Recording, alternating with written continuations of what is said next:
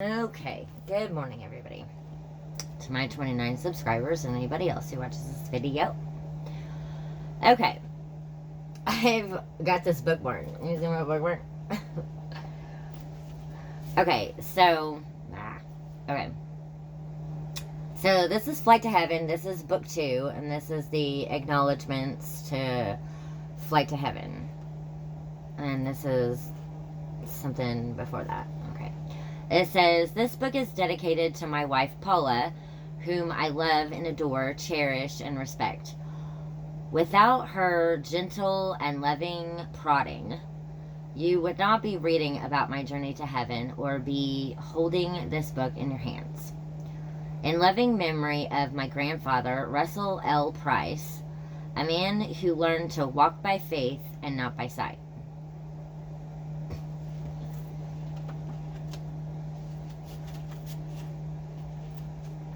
Okay, who wrote this? Captain Dale, is it Captain? C-A-P-T? Dale Black. Okay. Acknowledgments. After spending 4 years writing this book and another 2 years getting the help needed to bring it to fruition, the credit for the final product is broad-based. The largest thanks goes to the most important person in making this book become reality. My best friend and wife of almost 40 years, Paula Black. My love and appreciation also go to my children, Eric and Kara, for enriching my life in so many ways. I wish to thank author Beverly Swirling Martin, my writing coach, for her invaluable guidance and editing of this project. Much thanks to Leila Gilbert for helping write an early manuscript, and to Greg Johnson, my literary agent, who believed in this project from the outset and quickly arranged the details for publication.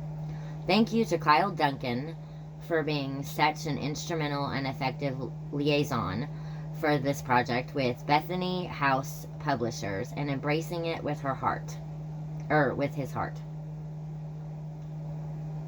Thanks go to Jeff Braun for his strategic suggestions, editing, and invaluable help in bringing this book to completion. A huge thank you mixed with awe goes to Ken Geyer, a writer with amazing skill and talent who contributed his abilities to enhance the story in major ways. A big thank you for her tireless and encouraging work as my personal editor goes to Sandy Gregston. Also, thanks to Ray Gregston, Dana McHugh, and Nicole Elliott for their suggestions and editing of the earlier manuscript.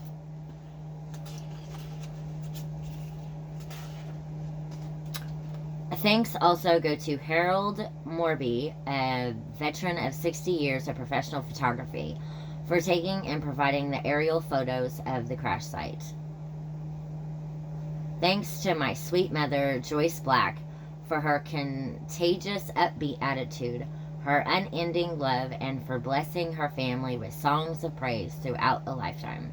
Lastly, I wish to thank and recognize a loyal and loving friend, Kara Joy Black, the best daughter any father ever had. Kara has developed wisdom well beyond her years, and I found myself seeking her counsel regularly in preparing this book. Okay. A prologue. My life was forever changed after a plane crash. I had a dream about a plane crash. I was the only survivor. For days, I remained... Sorry, this can't be a coincidence. For days, I remained in an intensive care unit, but not before taking an uncharted trip to heaven. What I experienced there, words cannot do justice. Even the best words pale before the indescribable. For many months following the crash, due to serious amnesia, I remembered nothing. Nothing of the crash, the first 3 days in the hospital, or my visit to heaven. At least my mind did not remember. My heart? Well, that's a different story. I was assigned to Dr. Homer Graham, best known as Avel Knievel's surgeon.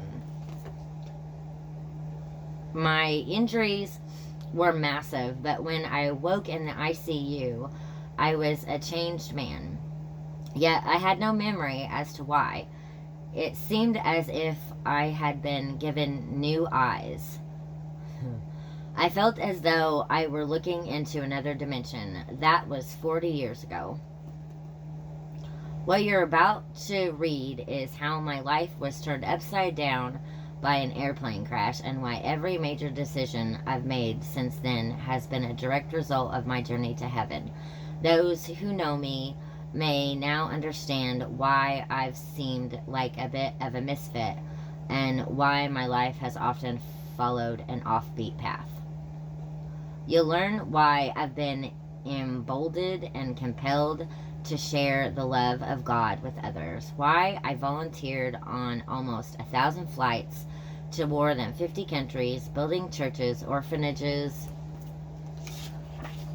and medical clinics, and why I've trained lay ministers and medical personnel to help the needy worldwide, usually at my own expense.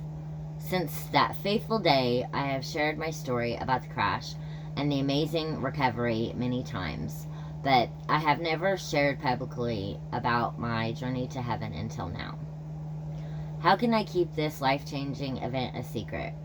There are several reasons. Right after the crash, my memory was like a jigsaw puzzle with only a few recognizable pieces. It would take 8 months to start getting my memory back, and even longer for my injured mind and my transformed heart to get in sync. As soon as my memory returned, I told my grandfather everything that had happened, but he cautioned me about telling others. "Dale," he said, "you can speak about your experience, or you can treat it as sacred and let your life be a reflection of your experience. By that I mean, if you really did see the other side, then live out whatever you believe you saw. Live what you believe you heard. Just live what you learned. Your life's actions will speak louder than your voice."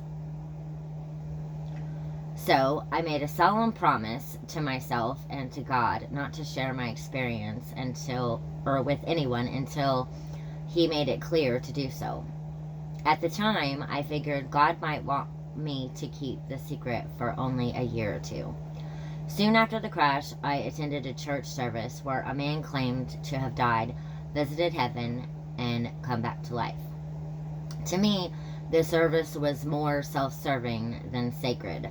The very essence of heaven is God, yet the people were more interested in the sensation rather than the one who created it all, and whom heaven is all about. I was grieved by the event, and my decision not to discuss my journey with anyone was further solidified. It also wasn't hard to keep my secret, because at times in my life I have been truly disappointed in myself. Why couldn't I have lived an even better life? Since I had clearly seen heaven and was so changed by the experience, why did I fail again and again to be the man I truly wanted to be? Why did I fail often to be a reflection of what I had seen, heard, and learned? I guess seeing heaven didn't change the fact that I'm human. Not only human, but also very flawed. So why share my experience now? Personally, I was perfectly content to keep my silence longer still.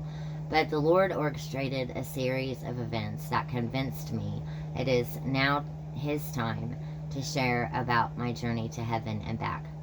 For 4 decades, I did live my experience. Now I am compelled to tell how. In some ways, this story is about me, but it is not about me ultimately, nor should it be. It is about God, and it is about you. The two of you together, entwined in a story that, to me, is still breathtakingly sacred. My hope is that you will read not just with your mind, but with an open heart. If you do, you may receive more than you bargained for. My story begins as I pilot a jet on a volunteer missionary flight in the dark of night over Zambia, Africa. At 41,000 feet, so please fasten your seatbelt, put your tray table in its upright and locked position, and hold on. It's quite a ride. For the first time in 40 years, here is my story. Captain Dale Black.